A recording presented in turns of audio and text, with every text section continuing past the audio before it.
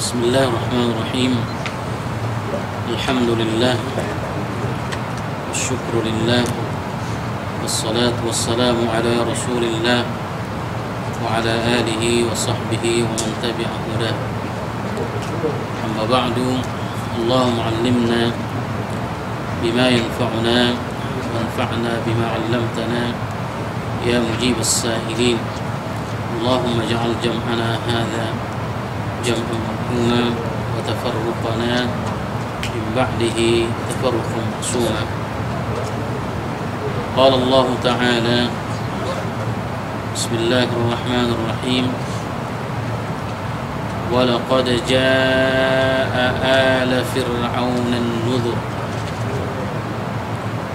كذبوا بآياتنا كلها فأخذناهم أخذ عزيز مقتدر. ولقد جاء, dan sungguh, jaa ala fir'auna, telah datang kepada keluarga Fir'aun atau rezim Fir'aun an-nuzuru, peringatan-peringatan. Kadzabu bi ayatina, mereka mendustakan kepada ayat-ayat kami, kulliha, seluruhnya. Karena itu fa akhadnahum akhdha azizin muqtadir, maka kami siksa mereka dengan siksaan yang maha perkasa lagi maha berkuasa. Ayat ini sekalian masih bercerita tentang kisah-kisah singkat dari umat-umat terdahulu, lanjutan dari kisah Nuh alaihi salam, kemudian kisah kaum Ad, lepas itu baru kaum Saleh, baru kaum Lut yang terakhir yang sudah kita pelajari. Kemudian ditutup sekalian kisah-kisah terdahulu dari surah ini, yaitu ala Fir'aun. Ala maknanya atba', yaitu pengikut Fir'aun, itu makna dari ala. Walau makna asli dia adalah keluarga sekalian. Wa ala ali Muhammad, ali itu adalah keluarga. Tapi di sini para ahli tafsir mengatakan ala adalah atba', yang secara khusus adalah suku Qibti, yaitu penduduk Mesir kuno. Walaqad jaa'a ala fir'aun an-nuzur, dan sungguh telah datang kepada ala Fir'aun, yaitu an-nuzuru, peringatan-peringatan. Ini sudah sering kita jelaskan, an-nuzuru jamak dari nadhir, ya. An-nuzuru jamak dari nadhirun. Tentu an-nuzuru peringatan-peringatan Allah Subhanahu wa ta'ala yang disampaikan oleh Musa alaihissalam, begitu juga yang disampaikan oleh Nabi Harun alaihissalam. Tapi kadzabu bi ayatina, mereka mendustakan ayat-ayat kami, kulliha, seluruhnya. Kalau di umat-umat terdahulu, Allah berbicara tentang mereka didahului oleh kalimat kadzabat, ya kan? Kadzabat, ini adalah mendustakan. Berbicara tentang Nuh juga, kaum Nuh, kaum Ad, kadzabat Adun, kan? Kadzabat Samudu, kemudian kadzabat qaum Lut, Lutin. Semua dimulai dengan kadzabat, ya pengkisahannya. Kisah mereka dimulai dengan kalimat ini. Tapi ketika bicara tentang jaa ala fir'aun, Allah tidak pakai kadzabat, tapi walaqad jaa. Para ulama tafsir mereka pelajari ini. Kenapa umat-umat terdahulu kisah ringkas mereka di surah ini didahului dengan kadzabat, sementara kisah Fir'aun atau kaumnya Nabi Musa alaihissalam, ya, ini dimulai dengan walaqad jaa, maknanya dimulai dengan sumpah. Walaqad ini kalimat atau huruf taukid, lam qad ini taukid, waw itu waw sumpah, dan sungguh kami dan sungguh telah datang. Karena kata para ulama bahwa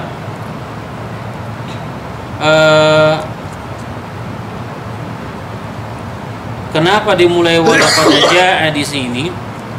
Sebab yang didustakan oleh Fir'aun dan pengikut-pengikutnya adalah biayatina, tanda-tanda kekuasaan kami yang dikenal dengan 9 mukjizat, ya. Kadzabu biayatina kulliha, biayatina kulliha, ini 9 mukjizat yang dimiliki oleh Musa alaihissalam. Makanya bukan syariat yang mereka dustakan dalam konteks ayat ini, tapi yang mereka dustakan adalah tanda-tanda kekuasaan kami, kata Allah, yang itu 9 perkara yang semua itu, ya, dimiliki atau satu kelebihan bagi Musa alaihissalam.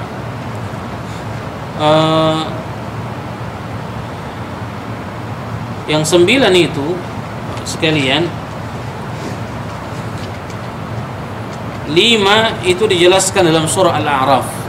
Allah mengatakan fa arsalna alaihimut tufan. Tufan berarti yang pertama. Wal jarad. Apa nih, Pak? Jarad. Bilalang. Qummal. Kutu. Ya. Dhafadi'. Kata. Kemudian waddam, itu darah. Nah, ini tanda-tanda kekuasaan Allah sekaligus, yaitu pembalasan Allah Subhanahu wa taala akan pembangkangan kaum Fir'aun terhadap risalah Musa. Ya, ini 5. Adapun yang 4 lagi, ini yang paling besar, yaitu inqilabul asa, berubahnya tongkat menjadi ular. Kemudian khuruju yadihi min jaybihi bi bayda, keluarnya, ya, tangan Musa alaihissalam dari sakunya, Pak. Kemudian memancarkan, ya, cahaya yang luar biasa. Kafalaqatil qamar, kata para ulama, seperti cahaya bulan. Kemudian wasunuwil qahti wat tamsi 'alal amwal, maknanya berkurangnya, ya, harta, apa kita bilang, kekayaan, tanaman, ya, rezeki mereka. Musim, kalau kami bilang musim susah, musim kemarau panjang. Kemudian tentu yang terakhir adalah infilaqul bahar, terbelahnya laut. Nah, ini yang dimaksud dengan kadzabu bi ayatina kulliha. Karena itulah ayat ini tidak dimulai dengan kadzabat, sebab hanya berbicara tentang penolakan mereka terhadap tanda-tanda kekuasaan Allah yang sekaligus ini adalah penguat, ya, risalah Musa alaihissalam. Adapun umat-umat terdahulu seperti kaum Nuh, kaum Saleh, kaum Ibrahim, kaum Ad, maksud saya kaum Lut, ini memang betul-betul syariat yang mereka tolak, sehingga kadzabat Tsamud, kadzabat qaum Lut, seperti itu, Pak. Itu yang diungkapkan para ulama dalam masalah ini. Jadi kulliha, karena itu fa'akhadnahum akhdha azizin muqtadir. Jadi kami pun menyiksa mereka dengan siksaan aziz yang maha perkasa. Muqtadir sama maknanya dengan qadir, yaitu mampu atau mengalahkan. Itu makna dari muqtadirin. Aziz dia juga maknanya perkasa, maknanya bisa mengalahkan, tidak ada tandingannya. Kemudian jarang, itu makna dari kalimat al-azzu, ya, azza ya'izzu atau azza ya'uzzu atau azza ya'izzu, yang semua ini maknanya sekalian menunjukkan keperkasaan dan tidak bisa dikalahkan. Jadi singkatnya, bicara tentang keluarga Fir'aun di sini, yang mereka dustakan adalah ayat-ayat atau tanda-tanda kekuasaan Allah Subhanahu wa ta'ala yang kita sebutkan 9 perkara tadi.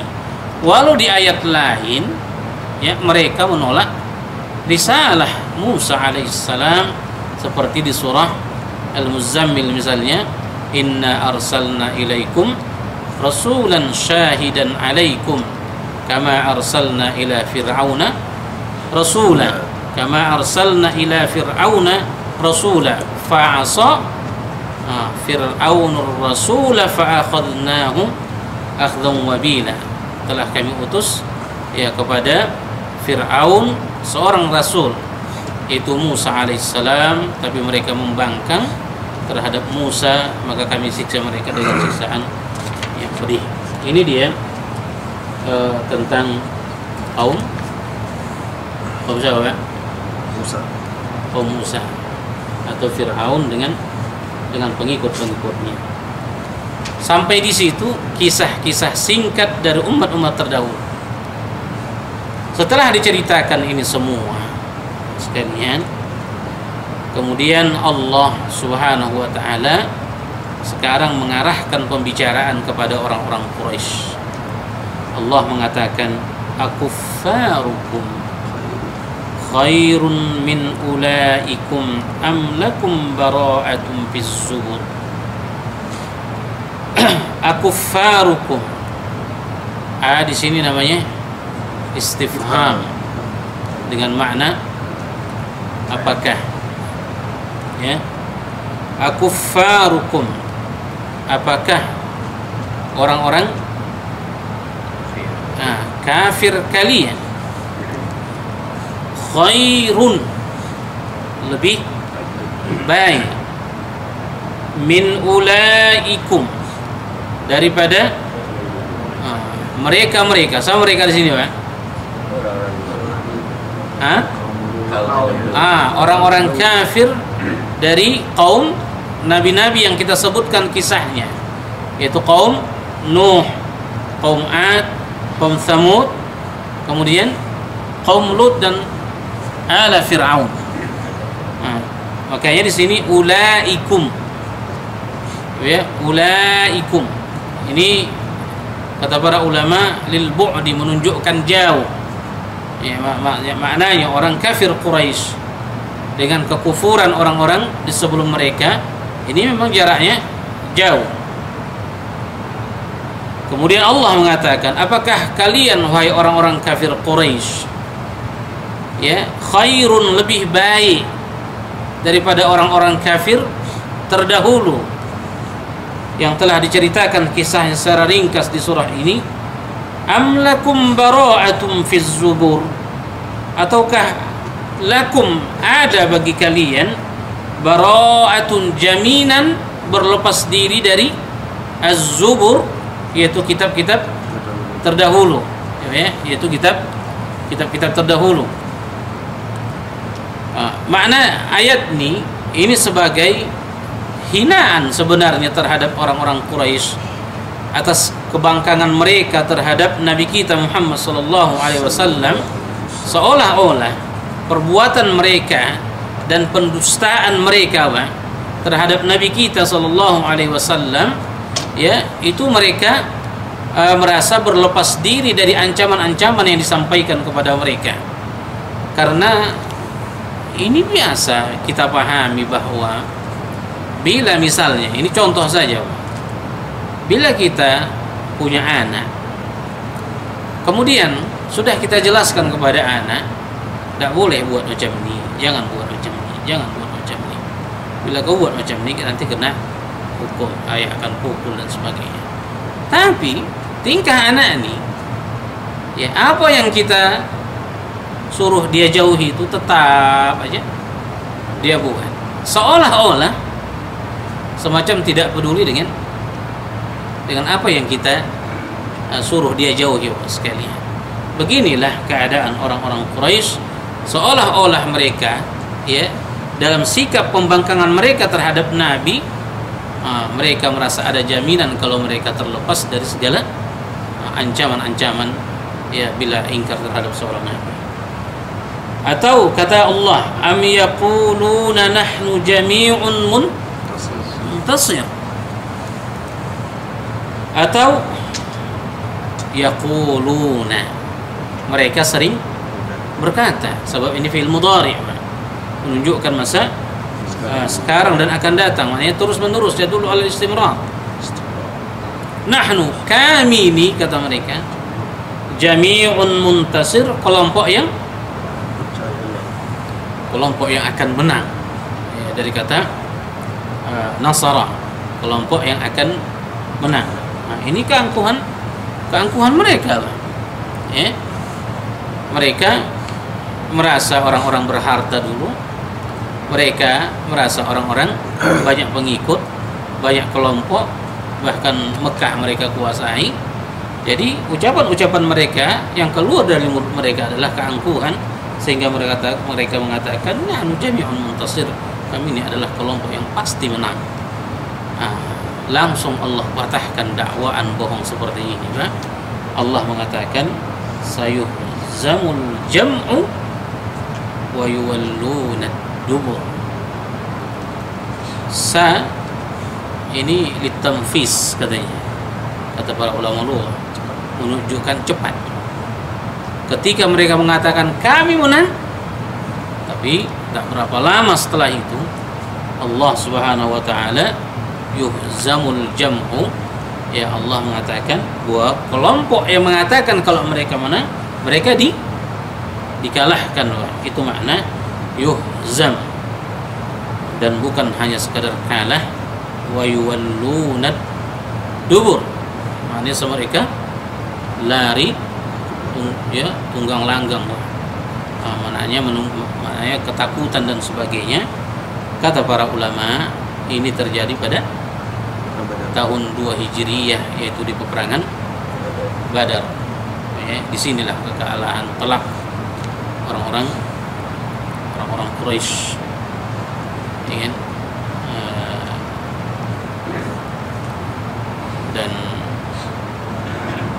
banyak pemuka-pemuka atau tokoh-tokoh Quraisy saat itu, ya, meninggal, apa kita bilang, mati, terbunuh, ya, di peperangan Badar. Itu lewat perjuangan kaum muslimin yang didukung oleh muhajirin dengan ansar yang dipimpin oleh Nabi kita Muhammad sallallahu alaihi wasallam. Ini yang disebut dengan Al-Badrul Kubra, ya. Kemudian balis sa'atu maw'iduhum, balis sa'atu maw'iduhum was-sa'atu adna amam.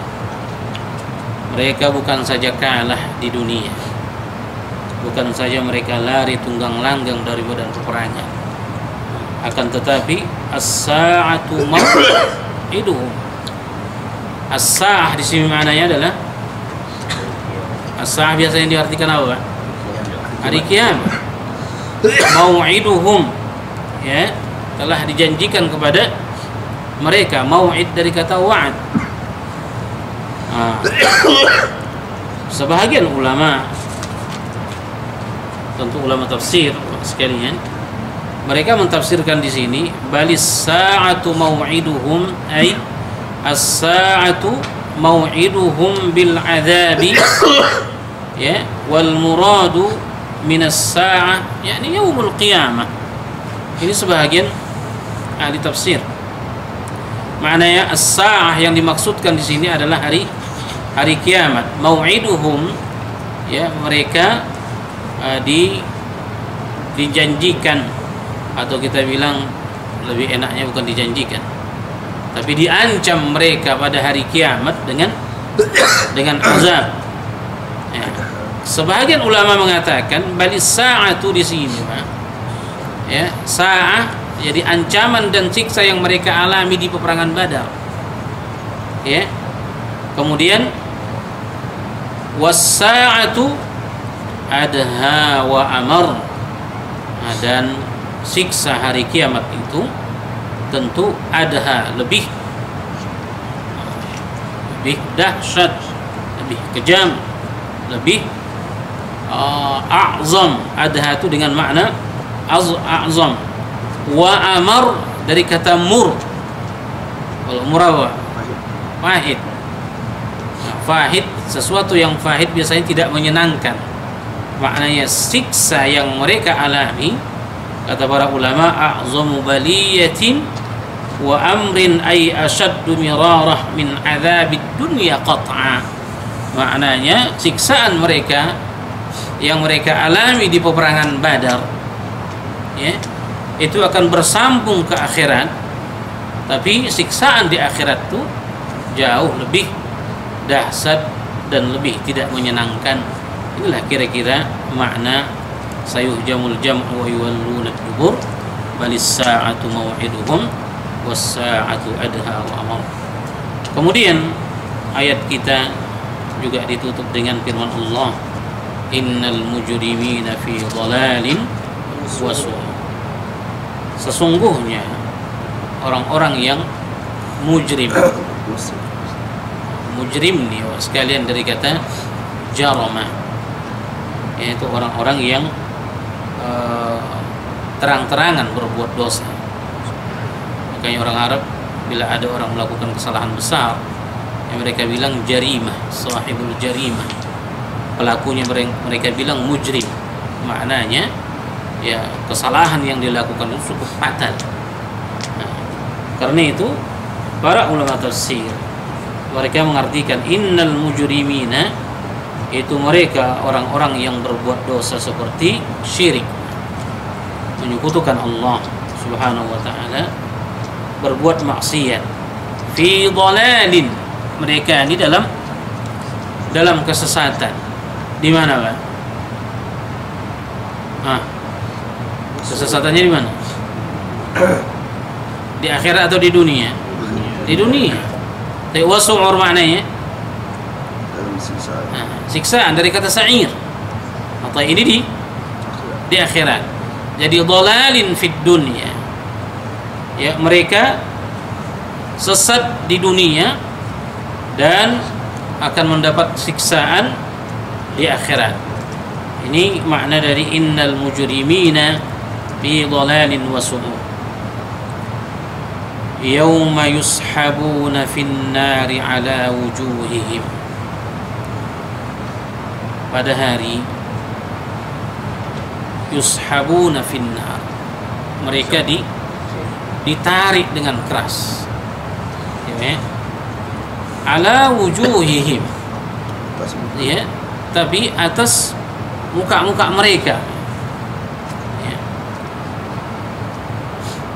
Dan dikatakan kepada mereka dzuqu massa saqar, kalian rasakanlah sentuhan neraka saqar ini. Ini siksaan Allah Subhanahu wa ta'ala kepada mereka yang mujrim.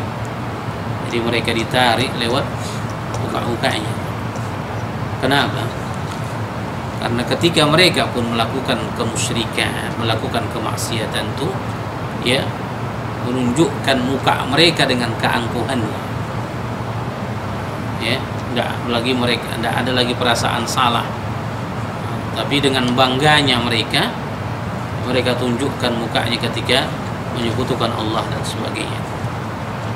Kemudian kata Allah, inna kulla syai'in khalaqnahu biqadar. Sesungguhnya kami, kata Allah, kulla syai'in, ya, atas segala sesuatu, khalaqnahu, kami ciptakan dia apa Pak? Syai'nya itu biqadarin, dengan ukuran. Baik, ukuran apa di sini? Tentu kalau siap ayat, alur cerita Pak, tentu ukuran siksa dari orang-orang mujrimin itu telah ditentukan oleh Allah Subhanahu wa ta'ala. Itu kalau kita sangkut pautkan alur cerita ini dari innal mujrimina ke ayat ini. Tapi kalau kita bicara tentang ayat ini dari kacamata ilmu tauhid, ayat ini dijadikan para ulama sebagai satu dalil bahwa adanya takdir, itu qada dan qadar yang menjadi rukun iman yang keberapa? Yang keenam. Ya. Ini salah satu ayatnya yang menunjukkan takdir itu ya sudah ada. Di mana segala sesuatunya sebelum Allah ciptakan dia itu sudah Allah tentukan. Dan apa yang berlaku nih sekalian, apa yang kita tengok, apa yang kita rasakan sekarang ini memang adalah ukuran-ukuran ketentuan-ketentuan Allah Subhanahu wa ta'ala di zaman azali. Ya, berapa anak kita, siapa jodoh kita, berapa gaji kita, berapa rezeki kita, di mana kita wafat, berapa umur kita, semua ini Pak, ya, kulla syai'in khalaqnahu biqadar. Ya. Kemudian wa ma amruna illa wahidatun, wa ma amruna illa wahidatun kalamhim bil basar. Wa ma amruna, dan apapun dari urusan kami, kata Allah Subhanahu wa ta'ala, idza aradna khalqa syai', ini tafsirnya, apabila kami menghendaki, menginginkan penciptaan sesuatu, ya, tidak akan kami ciptakan dia melainkan illa imra'atan wahidatan, ya, kecuali sekali saja. Itu makna wahidah, karena wahidah maknanya satu. Tapi satu di sini Pak, sekali di sini, bukan sekali ukuran manusia, ya, tapi sekali di sini, sekejap di sini Allah sebutkan kalamhim bil basar, seperti kedipan mata Pak. Apa saja yang ingin Allah Subhanahu wa ta'ala ciptakan dalam urusan makhluk, bagi Allah tidak ada kata waktu Pak. Ya. Kalaupun Allah maka idza arada syai'an ayyaqula lahu kun fayakun. Kalimat kun ni pun Allah tidak perlukan. Oke, kalimat kun ni pun Allah tidak perlukan. Cuma kecepatan kekuasaan Allah atas sesuatu ini tidak bisa digambarkan kecuali dengan kalimat, ya, dengan gambaran yang bisa diterima oleh akal kita. Sehingga kecepatan urusan Allah dalam ayat ini disebutkan kalamhim bil basar. Bagaimana cepatnya kedipan mata kalian, kata Allah. Ini gambaran Pak, bukan seperti itu. Bahkan lebih cepat dari kedipan mata kita. Ya, bila Allah Subhanahu wa ta'ala menghendaki segala sesuatu. Kemudian kata Allah, wa laqad ahlakna asyiya'akum fahal min muddakir. Dan sungguh telah kami binasakan asya'akum, orang-orang seperti kalian. Kalimat asya' menurut Bapak kira-kira aslinya dari mana? Asal kalimat ini kira-kira dari mana? Asya' ini yang jelas jamak dia. Kalau mufradnya kira-kira apa? Syai'un sudah lain. Mufradnya adalah syi'ah. Syi'atun, asya'. Ya. Syiah mana ya? Kumpulan sesat. Syiah dia satu kumpulan. Itu makna Syiah, kelompok. Ya, ada Syi'atu Ali katanya. Ini kelompok Ali, pendukung Ali. Nah, itu makna asli dia. Nah, kalau sekarang kalau dibilang kata Syiah, nah, berarti dia satu kelompok yang meyakini bahwa yang layak dan pantas menjadi seorang imam setelah wafatnya Nabi adalah Ali bin Abi Thalib. Inilah dia Syiah. Ya. Nah, ini dia Syiah. Nah, dan di sini terbagi dua. Ya kan? Bila mereka anggap lebih layak sesudah wafatnya Nabi yang jadi imam itu Ali, bukan Abu Bakar, bukan Umar, bukan Utsman. Walaupun mereka ini sahabat-sahabat terbaik Rasulullah Sallallahu Alaihi Wasallam, tapi mereka berkeyakinan Ali lebih tepat dan lebih layak. Keyakinan seperti ini, Pak, ini yang disebut dengan Syiah Zaidiyah. Mereka tidak mengkafirkan Abu Bakar, tidak mengkafirkan Umar, Utsman dan sahabat lain, tapi mereka bilang yang terafdal, ya kan, adalah Ali. Orang ini disebut Syiah atau kelompok Syiah Zaidiyah, dan ini banyak di Yaman. Mereka qaribun ila sunnah, ya, mereka dekat dengan sunnah, satu masjid, azan sama, sholat sama, ya. Cuman mereka tafdil, mereka lebih mengutamakan Ali dari yang lain. Nah, karena itu dalam pandangan Ahlus Sunnah, mereka yang mengutamakan Ali dari semua sahabat ini adalah bid'ah. Maka mereka disebut Syiah bid'iyah. Oke. Baik. Satu lagi kita bilang tetap berkeyakinan bahwa yang paling patut, wajar, tepat, layak diangkat khalifah setelah wafatnya Nabi adalah Ali bin Thalib. Cuman perbedaan mereka dengan Zaidiyah, mereka kafirkan nih Abu Bakar. Mereka bilang perampas ini Umar, ya kan? Mereka bilang Utsman haus kekuasaan dan sebagainya. Mereka utamakan Ali, Pak. Nah, di sini mereka disebutkan para ulama tafsir tauhid tafrid dengan ifrad. Di satu sisi menjunjung tinggi Ali, nah, tapi di sisi lain menjatuhkan sahabat. Nah, ini yang disebut dengan Syiah al-Ithnai Ishriyah atau Imamiyah. Ya, Syiah Imamiyah yang yang berlandaskan kepada 12 imam.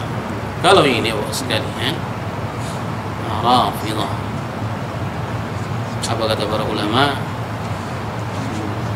yang paling berbahaya bagi kaum muslimin sekarang, mereka inilah bahkan lebih berbahaya mereka dari orang kafir, hatta Yahudi sekalipun. Baik, walaqad asya'akum. Nah, itu tadi tambahan aja. Ya. Kalau asya'akum kajian kita, Pak, bukan Syiah itu maksudnya. Ya.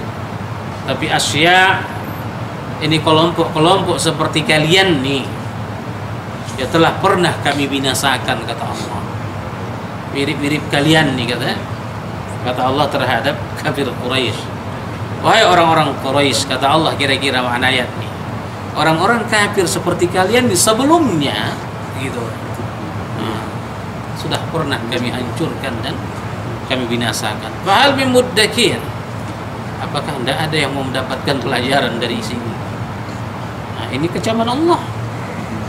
Wa kullu syai'in fa'aluhu fi zubur, dan semua atau segala sesuatunya, apa-apa yang mereka buat, fa'alu fi zuburi, itu dituliskan dalam az-zubur, yaitu kitab-kitab sekalian.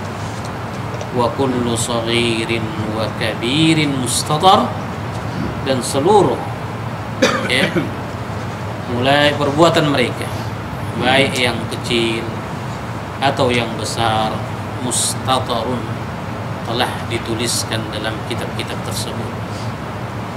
Nah, ini dia bicara tentang orang-orang mujrimin. Saya kitab amal, Ustaz. Iya, Kitab amal ya. kitab amal.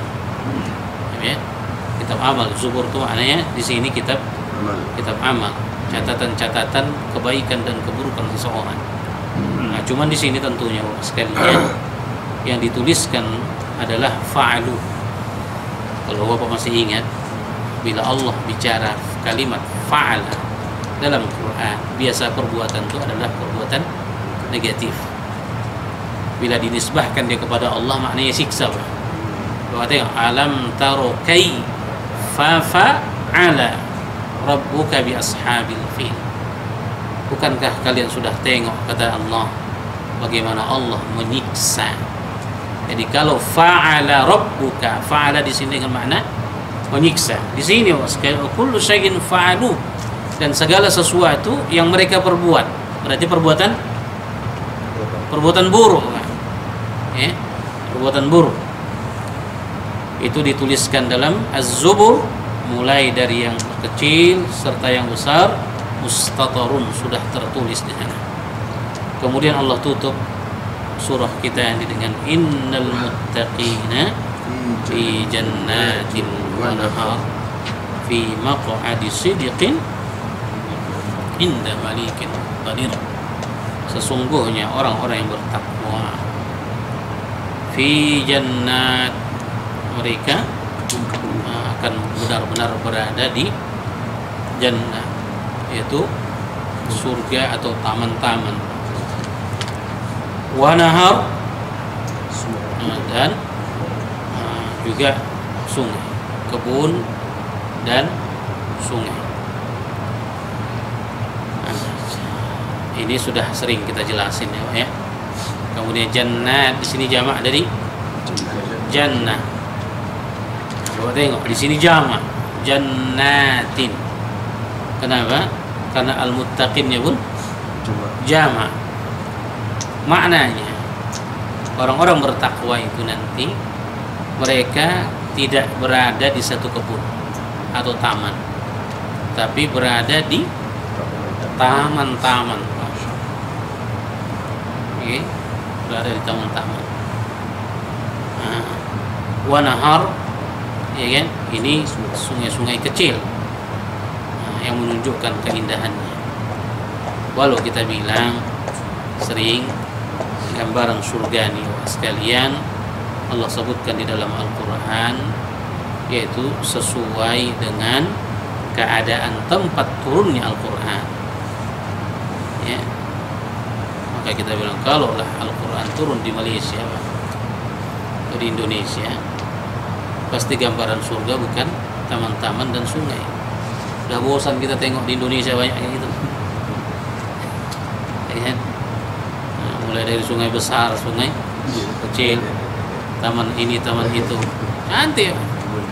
Nah, tapi ini ditengok ke tempat turunnya Al-Quran, Mekah. Nah, mana ada taman gunung di situ. Madinah sampai sekarang. Sehingga bila digambarkan kepada mereka taman, ada airnya mengalir, wah, ini indah dalam pandangan mereka. Makanya datang mereka ke Indonesia dan ke Malaysia sekarang kan. Baik. Fi maq'adi sidqin. Apa artinya, Pak? tempat duduk. Di tempat duduk yang Kebenaran. hak, benar, ya. La laghwun bihi wala ta'thim. Dalam tafsirnya, tempat duduk sidq, benar, bukan khayalan. Maknanya tempat duduk yang menyenangkan. Jadi maq'ad nih Pak, sebenarnya dikatakan satu maq'ad tu maq'ad, tempat duduk, sebab dia seukuran kita. Oke. Makanya maq'ad, kursi kecil itu disebut dia maq'ad. Tempat duduk seukuran kita, karena itu dari isim makan, nama tempat Pak. Qa'ada duduk, maq'ad tempat duduk, maknanya seukuran duduk kita, seukuran tubuh kita. Ya, cuman bila bicara tentang surga, bukanlah seperti hanya sekedar tempat duduk, tapi fi maq'adi sidqin. Ya, kenapa? Inda malikin muqtadir, di sisi malik. Malik apa artinya Pak? Sama dengan malik, itu pemilik, penguasa. Ya, muqtadir sama tadi kita bilang dengan makna qadir, ya, penguasa. Jadi sudah malik, pemilik, muqtadir, berkuasa. Inilah dia surga Allah Subhanahu wa ta'ala. Semoga